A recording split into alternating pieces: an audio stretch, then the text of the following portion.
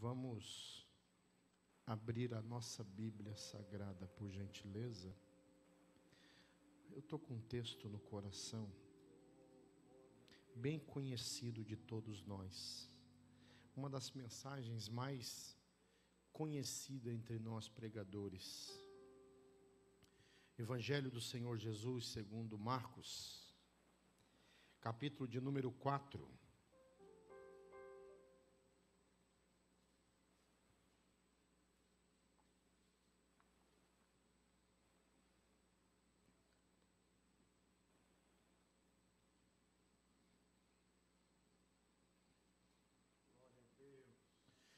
Marcos capítulo 4 e o verso de número 35. Bem conhecido, irmãos. E naquele dia, sendo já tarde, disse-lhes Jesus: passemos para outra margem. Deixando a multidão, eles o levaram consigo, assim como estava no barco. Havia também com ele outros barquinhos. Guarde essa expressão, outros barquinhos, plural. Ora, levantou-se grande vendaval, e as ondas se arremessavam contra o barco, de modo que já estava a encher-se. Jesus estava na popa, dormindo sobre uma almofada. Os discípulos o despertaram, dizendo: Mestre, não te importa que estamos perecendo? Ele, despertando, repreendeu o vento e disse ao mar: Cala-te, aquieta-te. Então o vento se aquietou e houve grande bonança. Ele disse aos seus discípulos: Por que sois tão tímidos? Ainda não tendes fé? Eles sentiram um grande temor e perguntavam uns aos outros: Quem é este, que até o vento e o mar lhe obedecem?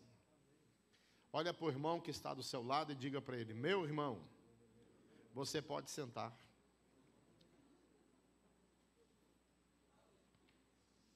Texto bastante conhecido de todos nós. Nós já por muitas vezes ouvimos, lemos, estudamos. Produções cinematográficas já foram produzidas, construídas, embasadas nesse texto e nessa passagem.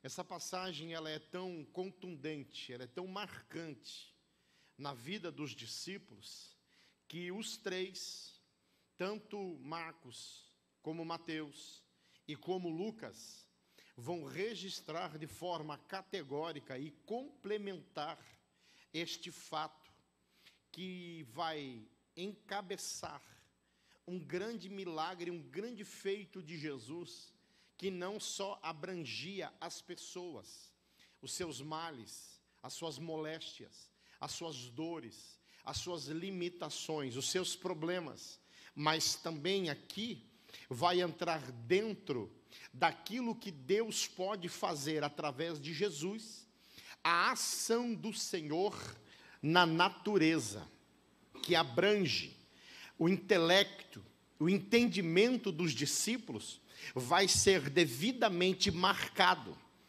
ampliado no propósito, poder de Deus, a partir deste fato. Marcos, que não era uma testemunha ocular de Jesus. Nós não chamamos Marcos de discípulo de Jesus, porque o próprio texto, por duas vezes, a obra literária que leva o seu nome, vai nos sugerir, nos fazer entender que ele seguia Jesus de longe. Não era um discípulo assíduo, não era uma pessoa compromissada. A história cristã vai dizer que Marcos vai passar a complementar ou fazer parte da igreja primitiva após Pedro assumir o pastoreio e a liderança da igreja. E há quem diga que Pedro vai ser o condutor discipular de Marcos, e Marcos vem a ser o discípulo do apóstolo Pedro.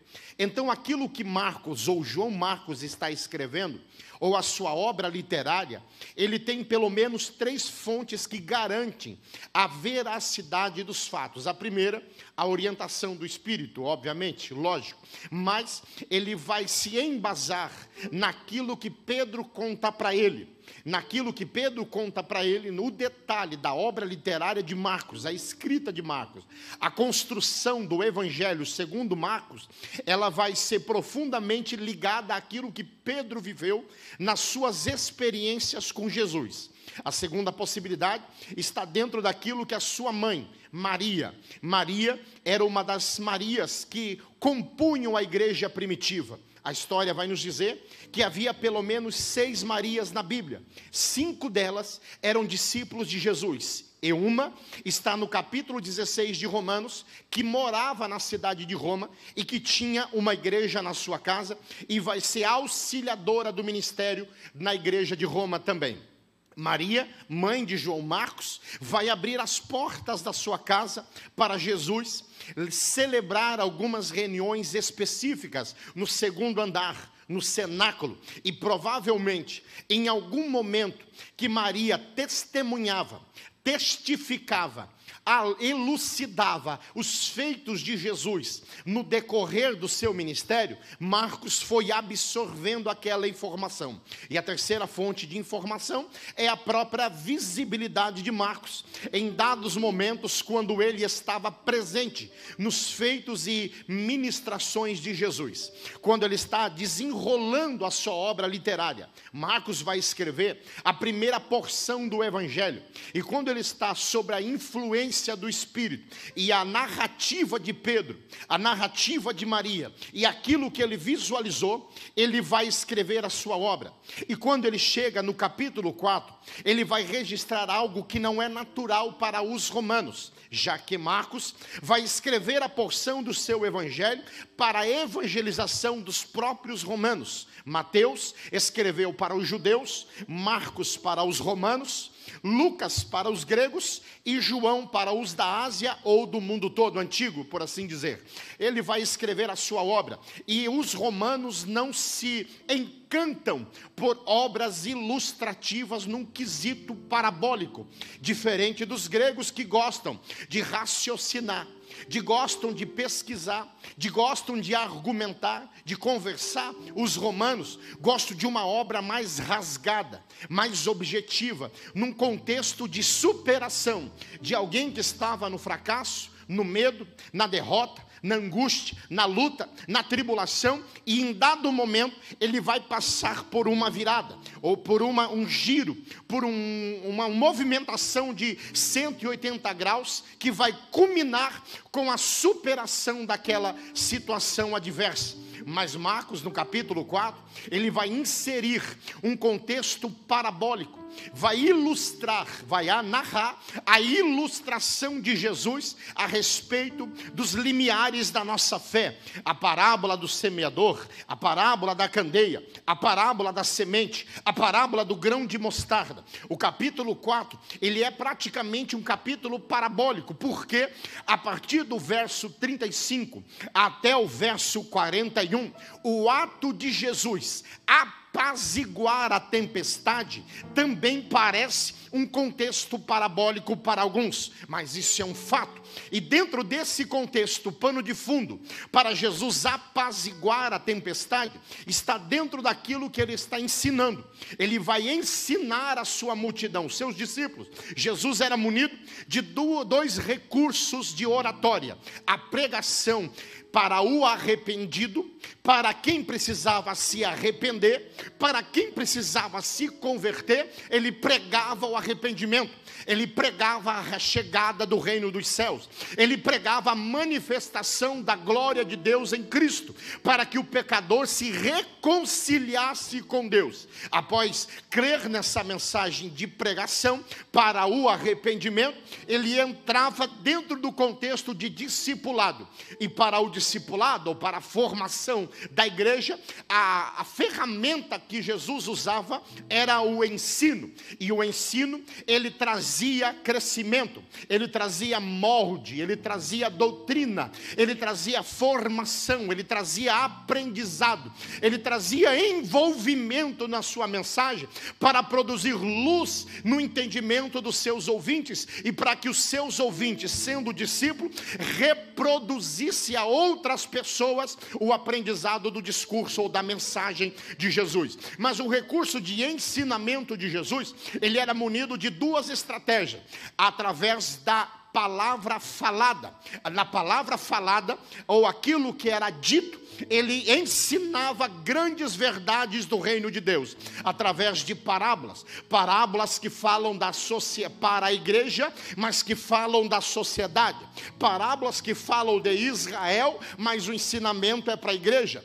Parábolas que falam de acontecimentos daquele tempo e futuro, para elucidar o andamento do reino de Deus na terra. Através da oratória, ou daquilo que é dito, nós evitamos muitas coisas. O discípulo que está atento àquilo que é dito, que está absorvendo, que não está só escutando, mas está ouvindo aquilo que o Senhor está falando, ele vai evitar muitos percalços na sua vida, porque a palavra é luz, a palavra é bússola, a palavra é orientação, a palavra é alimento, a palavra é revelação. Observe que nesta noite foi dita uma palavra sobre semeadura nesse lugar. Aquele que escutou, já em 5 minutos após a oração, já não está mais arquivando o que foi dito, mas aquele que ouviu e colocou no seu coração esse intuito, vai lhe trazer clareza, vai lhe trazer prosperidade, vai lhe trazer revelação, vai lhe trazer vitória, vai lhe trazer entendimento, e depois ele vai respaldar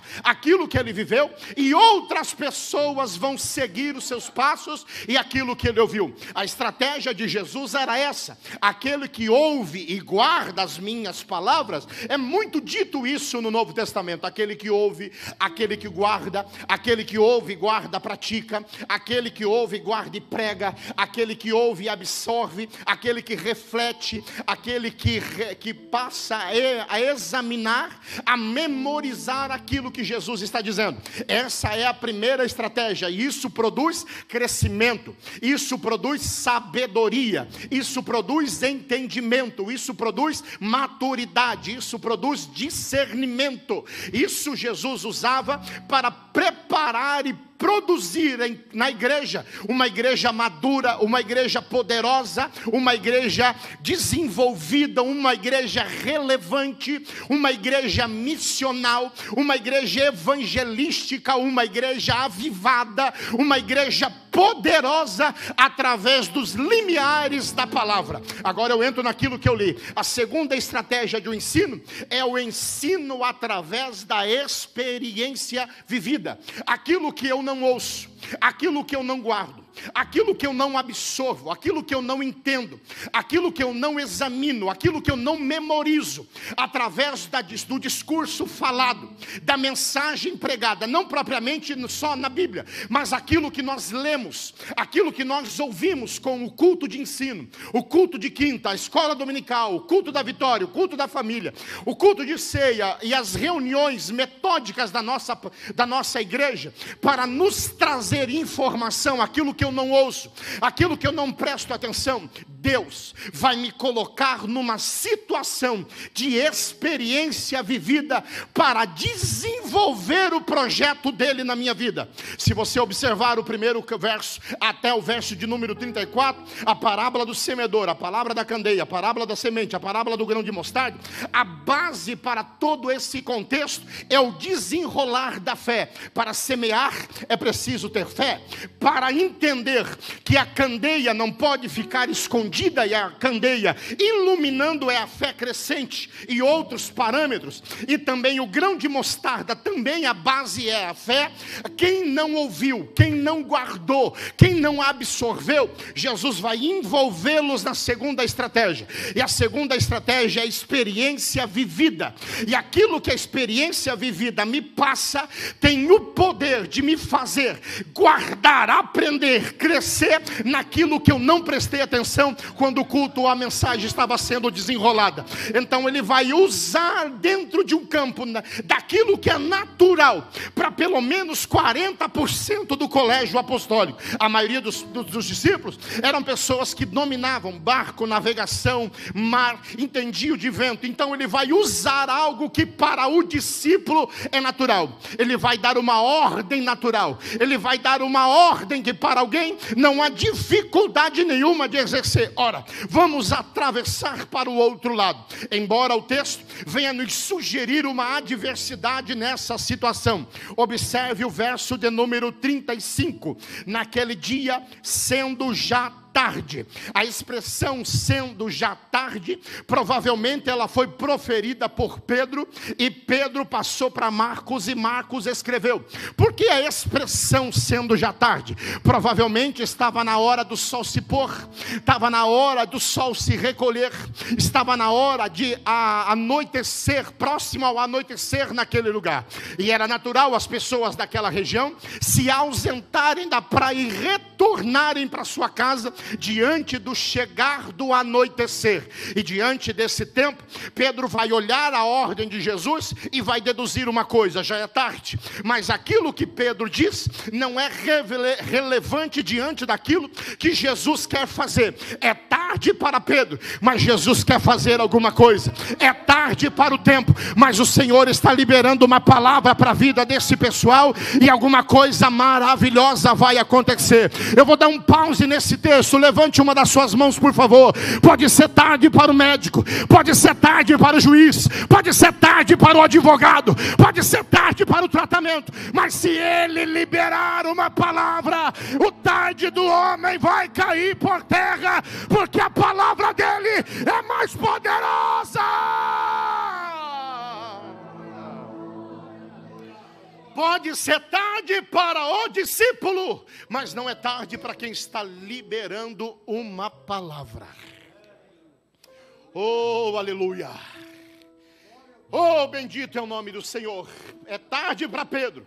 Marcos vai entender, realmente estava anoitecendo, mas Jesus está liberando uma palavra ou uma ordem. Passemos para o outro lado. Essa é a primeira lição da experiência vivida. Que o tempo não está relacionado só ao homem, mas também, principalmente, a Deus. E o tempo de Deus sempre vai sobressair sobre o tempo do homem. Quando Jesus dá essa ordem, os discípulos vão olhar para si, vão olhar o tempo, vai ver que o sol está prestes a se esconder, vão mexer o ombro um para o outro e falar: mas vamos obedecer. E um deles vai para as margens da água e vai trazer o barco para próximo. Só que a ordem de Jesus é tão contundente naquele ambiente, mesmo sendo tarde, que o texto vai dizer que quando Jesus entra no barco, junto com os discípulos, outros barcos menores vão seguir a ideia, vão ouvir a mensagem, a ordem, e vão começar a remar adentro, mar adentro. A expressão mar é porque a proporção de água é muito grande, por aquele lugar é um lago. E diante disso, começam a remar mar adentro. Só que existe uma colocação nesse texto, que Mateus estava presente, e que Pedro não passou para Marcos, e Marcos não escreveu. Qual é o texto? O texto vai dizer, na visão de Marcos e de Lucas e de Mateus, que Jesus vai para a popa. A popa é a parte de trás do barco. E o texto vai dizer que enquanto eles estavam remando mar adentro, vai vir sobre a embarcação uma adversidade. E essa adversidade vai produzir no discípulo um aprendizado que a calmaria não produz. E a segunda lição é essa: tem coisa que a gente só aprende no vento. Tem coisa que a gente só aprende no vale. Tem coisa que só aprendemos no deserto. Tem coisa que para a gente enxergar, primeiro tem que vir o temporal. Mas o temporal no contexto do mundo é para a morte. Mas no contexto de Jesus é para crescimento, é para aprendizado, é para maturidade, é para desenvolvimento. O vento não vai matar. A tempestade não vai matar, ela vai produzir. Vai todo mundo remando o mar adentro, mas com uma diferença: havia um silêncio na navegação, porque Jesus estava dormindo. Enquanto Jesus estava na popa dormindo a parte de trás, que há uma calmaria, logicamente, óbvio, os discípulos vão para outra ponta, que é a proa. Pescadores, estou certo? O irmão ali pelo glória, estou certo. Na proa vão remando o mar adentro em obediência a Jesus. E entre a proa e a popa existe uma distância. Pequena distância. A distância não é distância pelo trajeto, mas é pelo espaço criado. Então, pequeno ou grande, é distância igual. Continua sendo distância. E a segunda coisa que a igreja estava aprendendo nesse contexto é que é perigoso remar a uma pequena distância de Jesus. É perigoso querer chegar em algum lugar com o discípulo numa ponta e Jesus na outra. E o texto dá a impressão que há uma inversão feita pelos discípulos. Marcos 4, Jesus disse para eles: vinde após mim, e eu vos farei pescadores de homem. Tem 3 vindes de Jesus: vinde a mim, vinde após mim e vinde recebei. Os 3 é toda a igreja sempre atrás. Depois, no barco, a situação virou. Não é Jesus na frente e o discípulo atrás. É Jesus atrás e o discípulo na frente. E isso é problema. No reino de Deus não funciona. Jesus atrás e o discípulo na frente, com uma distância. Então alguma coisa tem que acontecer. O vento vai chegar. Tem gente que se apavora com vento, mas vento é para botar coisa no lugar, irmão. Vento é para botar quem está atrás para frente e para botar à frente quem está atrás. É só começar a tirar as coisas do lugar que o vento vai chegar para arrumar.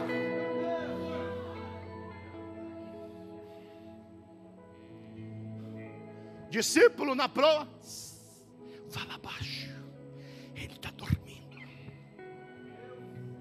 Rema sem, como diz o lá em Mominha, sem o sarafego, saragaço. Devagar, vai indo. Só que naquele lugar existe um vento chamado Ciro africano. Historiadores da climatologia dizem que quando esse vento bate na encosta e desce por cima das montanhas, que ele bate no mar, ele chega a levantar ondas de 15 metros de altura. E esse vento provavelmente desceu na hora da travessia. E olha o texto, verso de número 37. Ora, levantou-se um temporal ou uma tempestade. O que substitui a palavra ora? Algo inesperado, surpreendente. O discípulo está ouvindo a voz de Jesus, já é tarde, ele está obedecendo uma ordem do Senhor, mas ele vai ser surpreendido por um vento. O discípulo está apavorado, mas o Senhor está dormindo, porque o vento é surpresa para o discípulo, mas é controle para Deus. Ele já sabia do que ia acontecer. Pode ser surpresa para você, mas o céu não é pego de surpresa. O vento chegou para arrumar coisa na tua casa. O vento chegou para arrumar coisa no teu barco. O vento chegou para arrumar coisas na tua casa.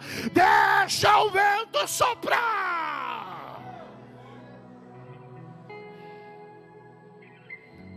Quando começa a soprar, veja o verso 37.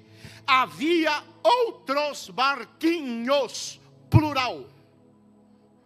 A terceira lição da experiência vivida, qual é? Enquanto tem calmaria, é muito fácil olhar barquinho ao redor da gente remando na mesma direção. Está no plural, barquinhos.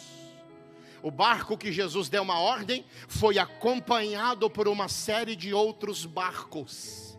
Mas deixa o vento soprar. Enquanto há calmaria, vai barquinho ao lado de barquinho remando.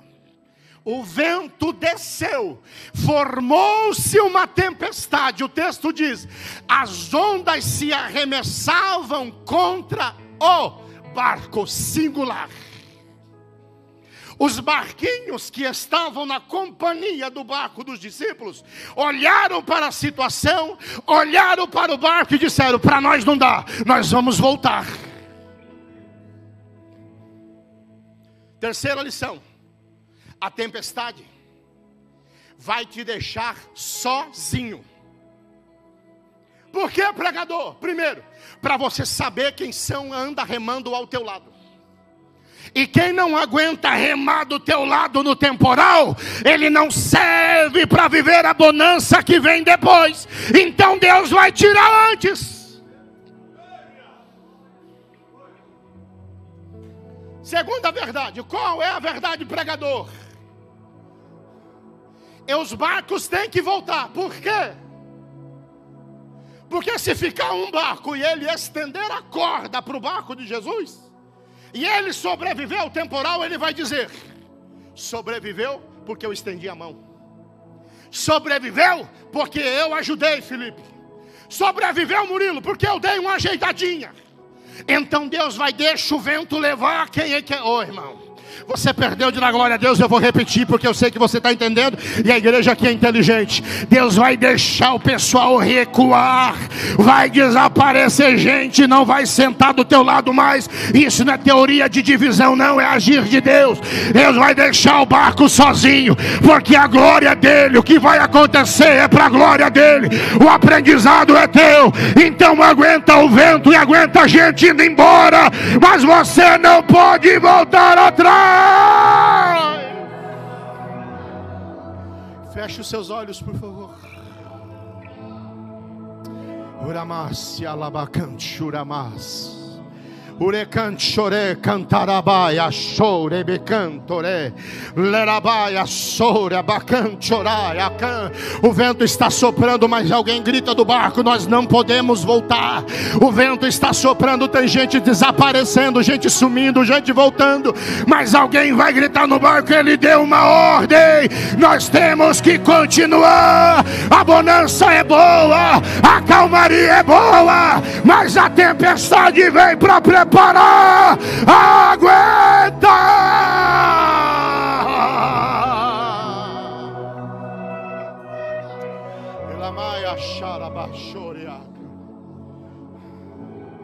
Aguenta. O que aguenta? O que fazer nessa hora? Marcos não escreveu, mas Mateus sim. Mateus capítulo 8 e verso 25, quando desenrola o vento, ele usa um verbo que vai nortear toda a continuidade do texto para o desfecho. Ao descer o vento e formar um grande temporal, a Bíblia vai dizer no verso 25 este verbo: e os discípulos aproximando-se.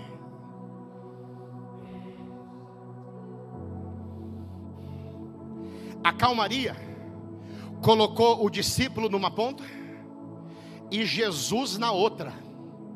O temporal está produzindo aproximação. Quinta lição do temporal. O temporal não veio para matar, ele veio para produzir. Olha para você antes desse vento e olha para você depois desse vento. Perceba como você está mais próximo. Perceba como você é mais crente. Tem gente batendo perna, voando, vendo navio em shopping, mas por causa do temporal você disse: eu vou para a presença de Deus, porque o vento está soprando e eu preciso me aproximar. Eu vou dar um minuto para você adorar, eu vou dar um minuto para você louvar, eu vou dar um minuto para você se derramar, fazer alguma coisa. A temporal veio, a tempestade veio, ele vai te aproximar. Se aproxima. Quem tem glória, diga glória. Quem tem aleluia, diga aleluia. Quem é batizado com o Espírito Santo, abra a boca para adorar.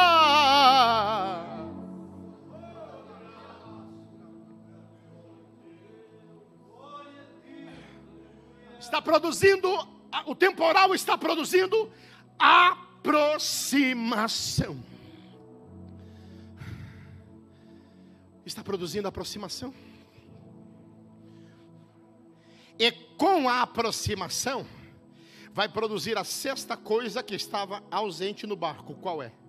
Quando os discípulos se aproximam, eles começam a clamar.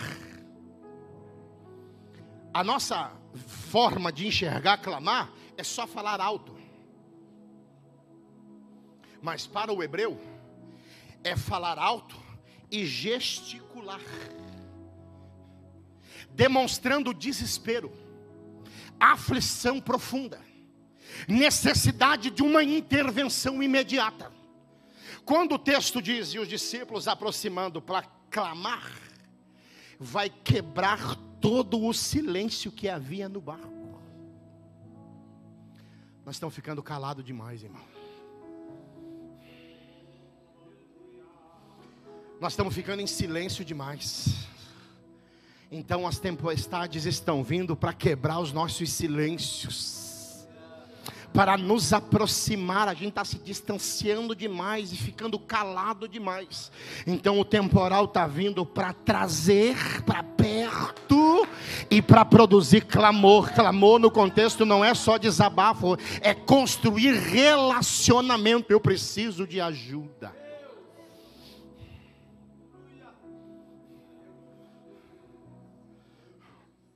A outra lição, e aqui o caminho para o final, é que o texto vai dizer que o discípulo vai clamar dizendo: nós estamos perecendo. A expressão perecendo no original é: eles lutaram e estavam perdendo a batalha para a tempestade. Era como se fosse hoje pintar alguma coisa sobre isso, construir uma encenação sobre isso. Era como se fossem os discípulos na proa, com baldes, canecas, panelas, cabaças, jogando a água para fora que estava entrando pelas ondas. E quando eles perceberam que está entrando mais água do que eles podem jogar para fora, eles têm a dedução: nós vamos perecer. E ele está dormindo. E aqui está mais uma verdade. Qual é? Enquanto o discípulo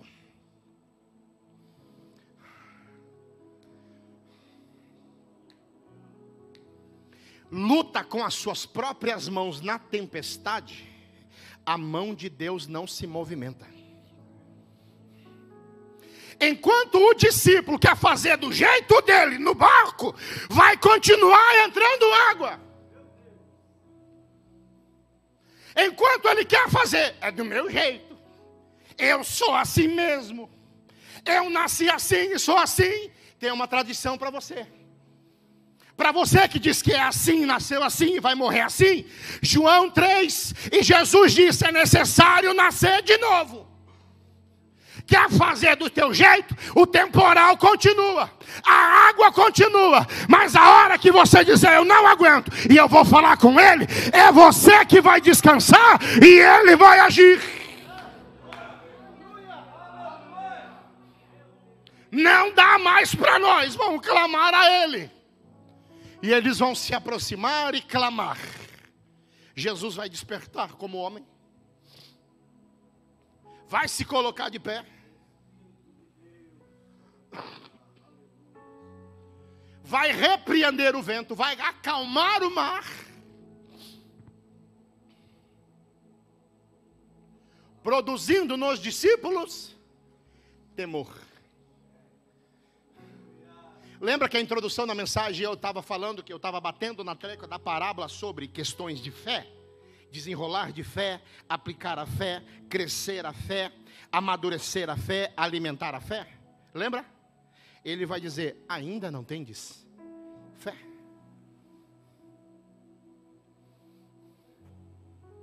Se coloque de pé.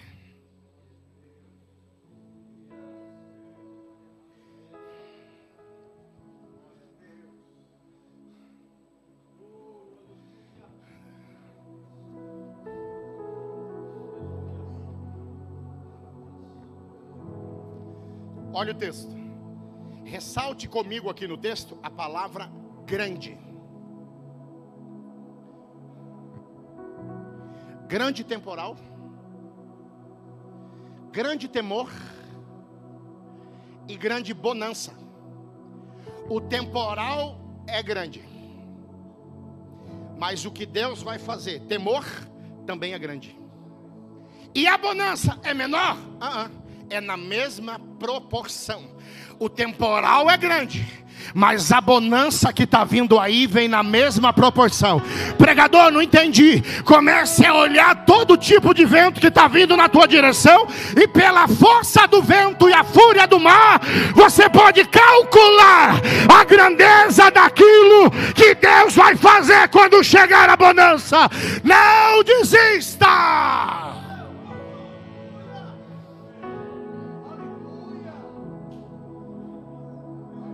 Passou a bonança, passou a temporal, chegou a bonança. E eles vão chegar em Decápolis, 10 policidade. Numa ponta, Gadara, noutra ponta, Gerasa. Numa cidade havia um possesso, um endemoniado, Gerazeno e Gadareno. Um estava na cidade e outro estava no sepulcro. Jesus liberta os dois. E começa naquele dia, mesmo com o povo assustado, abriu-se uma porta de salvação e avivamento naquele lugar. Não entendi, pregador. Grande temporal, grande temor, grande bonança e grande obra. Está vindo aí uma grande obra e o temporal está ficando para trás. O temporal é grande, mas o que Deus vai fazer também é. Os discípulos vão olhar um para o outro, voltando para o barco ainda no mar, depois do temporal. Vão olhar e vão dizer, quem é este? Que até o vento e o mar lhe obedecem. Estão pregando junto comigo. Não entendi, pregador. O que Deus vai fazer?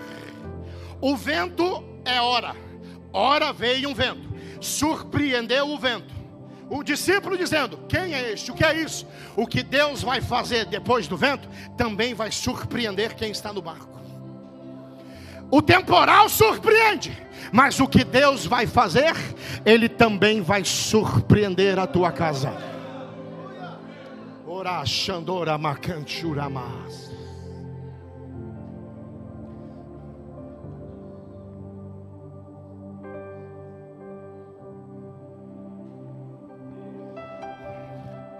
Eu quero orar por alguém esta noite. É mensagem que você já ouviu muitas vezes, irmão. É arroz e feijão, mas tem um alhozinho assim que dá aquele cheirinho de gostoso, irmão. Eu quero orar por alguém nesta noite. Onde você está? Eu não sei qual é o tamanho do temporal que você está enfrentando. 2021 foi prova, foi vale, foi processo, foi vento, foi tribulação. Mas todo esse aparato que aconteceu, ele tem um propósito específico. produzir em nós aproximação, crescimento, fé, maturidade e nos preparar para viver algo extraordinário. Ouviu a voz de Deus? Eu quero orar por você, onde você está. Pregador, Deus falou comigo, eu estou no meio de um temporal. Essa mensagem é para você. Pregador, o vento está soprando forte. Essa mensagem é para você.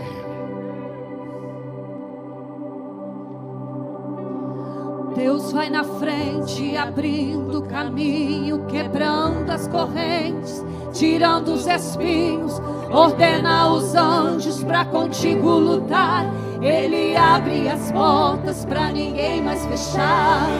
Ele trabalha para o que nele confia, caminha contigo de noite ou de dia. Erga suas mãos, sua bênção chegou. Comece a cantar com muito louvor, com muito louvor, com muito louvor, com muito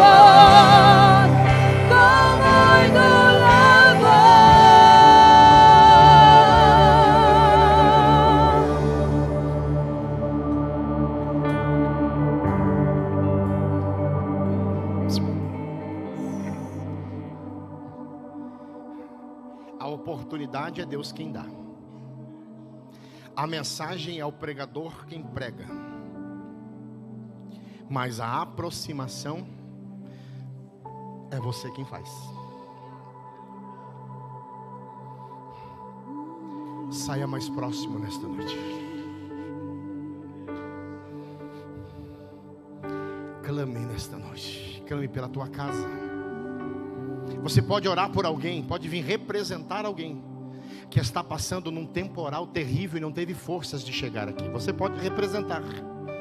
Isso, nós vamos interceder por pessoas aqui que não puderam chegar aqui devido a um temporal, a uma tempestade, a uma adversidade que está enfrentando.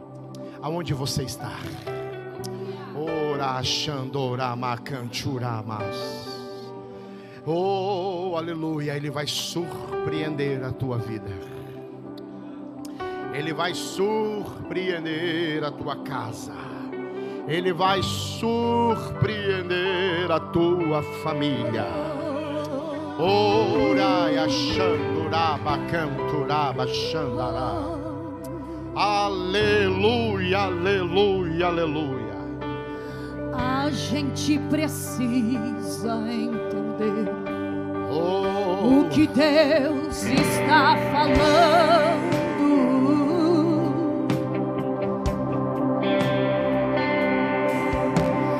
Quando Ele fica em silêncio, é porque está. O negócio agora é contigo. Trabalhando. Agora é a tua vez. O negócio agora é contigo. Agora é a tua vez. Basta somente esperar o que Deus irá fazer.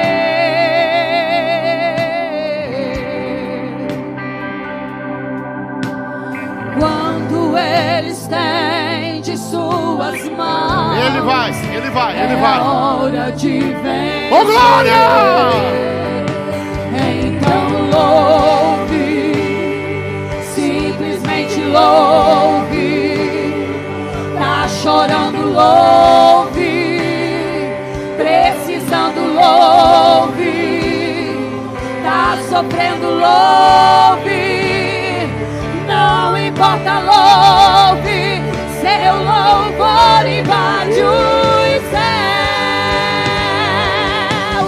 Deus vai na frente, abrindo o caminho, quebrando as correntes, tirando os espinhos, ordena os anjos pra contigo lutar. Ele abre as portas pra ninguém mais fechar. Ele trabalha pra o que nele confia, caminha contigo de noite ou de dia. Se aproxime. Se aproxime. Chegou, se aproxime. Com muito louvor, com muito louvor, com muito louvor, com muito louvor, com muito louvor.